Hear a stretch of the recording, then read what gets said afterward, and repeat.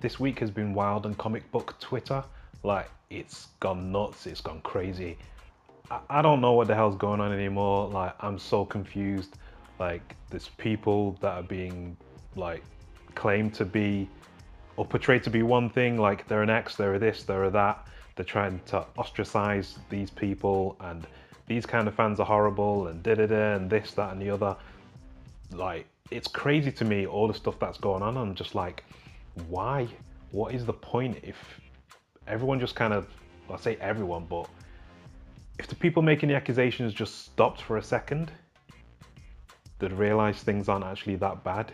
I mean, this is a declining industry, and you want more people to get into comics. And for this to be happening, it's like that's going to turn people away. People are going to see how hostile it is, and it's going to turn people away from comics. It's like this is not how you save comics. I don't think it's wise for to kind of demonize the customer, so to speak. It's just not the right thing to do. It makes zero sense whatsoever even. We're the ones who are purchasing. Obviously, we're going to be critical at times and whatnot.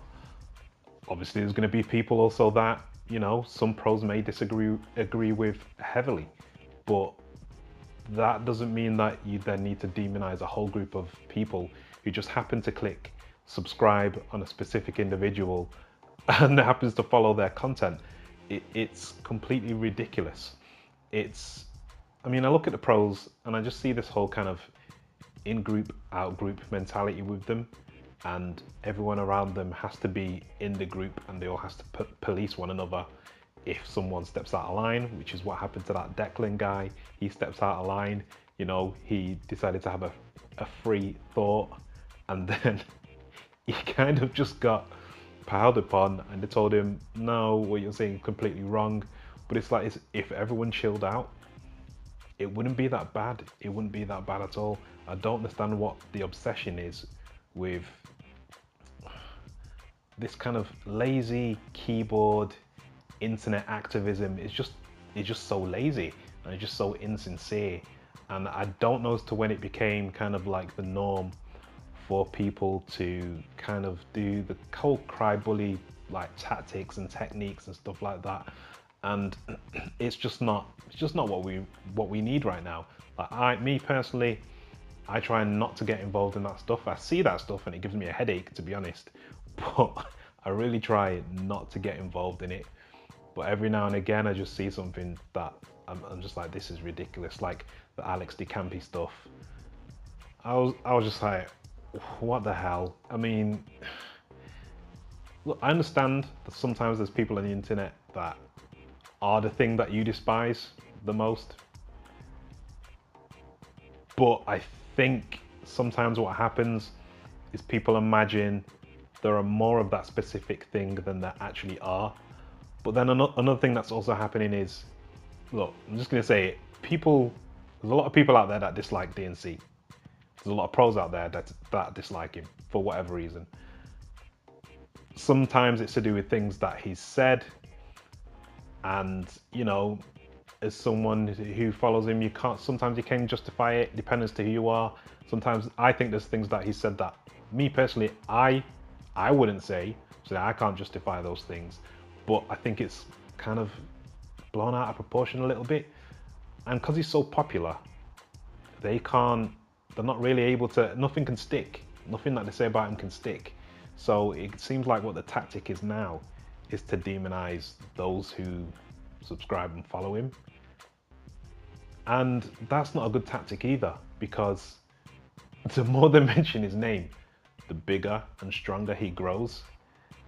So it's kind of, you kind of shoot yourself in the foot. It makes no sense. It's like, everyone needs to, I say everyone, but I mean the people who are kind of most riled up need to just calm down and realize that everything isn't as bad and as evil as they may think.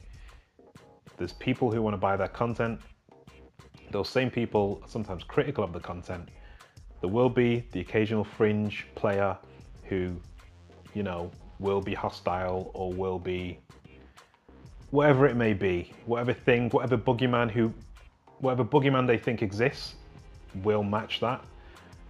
But for the most part, that boogeyman doesn't exist. But my point is this: I want comics to be welcoming to others. This line in the sand that's been drawn between pro and customer, isn't good, and it's not going to help anyone, and it's not going to bring more people into comics. The industry is declining. We saw that earlier this year with DC taking over the declining market. You don't want it to decline, you want it to climb up, you want it to incline. So we need to get more people back into comics. This isn't helping. I wish this stuff wouldn't happen anymore, but to be honest, me as a customer, it's out of my hands. I believe it's more in the hands of the pros to kind of really well, I guess turn the other cheek in a way, I suppose I could say. But I have hope. I'm stupid for having hope probably, but I have hope that in the future things will be better, and we'll look back at this and just be like, it was just a blip. It was a blip in the whole kind of history of comic books. I hope I'm right.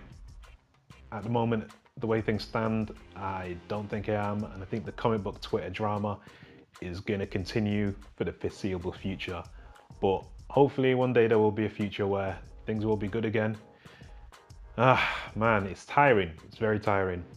Anyway, let me know as to what you think about the whole comic book Twitter drama, especially the current stuff that's going on, because it's crazy.